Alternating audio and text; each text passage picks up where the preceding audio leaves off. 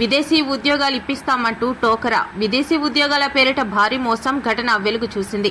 పలాస మండలం జయరామచంద్రపురానికి చెందిన 7 యువకులను నెలకు లక్షల్లో జీతం వస్తుందని నమ్మించి కోటబొమ్మాలికి చెందిన ఎం సురేష్ అనే ఏజెంట్ 8.40 లక్షల రూపాయలు వసూలు చేసి టోకరా వేసినట్లు బాధితులు ఆరోపిస్తున్నారు. ఫేక్ విమాన టికెట్లు ఇవ్వడంతో శంషాబాద్ ఎయిర్పోర్ట్లో అధికారులు చెక్ చేయడంతో భారీ మోసం బయటపడింది.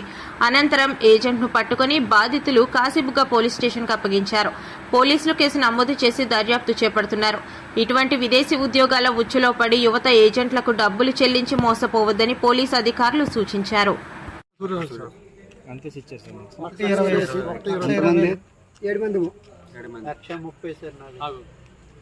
మొత్తం టోటల్ అమౌంట్ మక్క సురేష్ గారికి 8,40,40,000 రూపాయలు క్యాష్ మా దగ్గర నుండి తీసుకున్నాడు. ఏమంటే ఇప్పుడు అడుగుతుంటే నాకు మీరు ఇవ్వలేదు, మీరు వాళ్ళకి వేసుకున్నారు. వాడు మాకు ఏజెంట్ అయ్యింది, మాకు సిండికేట్ పట్టుకెళ్ళి మాకు అన్నీ చేసి ఇప్పుడు ఏమంటే మా చేతులు దులుపుకుంటాడు.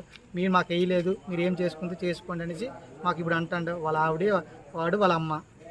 ఏదైనా మాకు న్యాయం జరగాలని పోలీసుని కోరుకుంటున్నా. నాకు మక్క సురేష్ అనే వ్యక్తి నాకు విదేశాలు పంపిస్తాననేసి ఫేక్ టికెట్, ఫేక్ వీసాలు ఇచ్చేసి నా దగ్గర 1,20,000 తీసుకున్నాడు.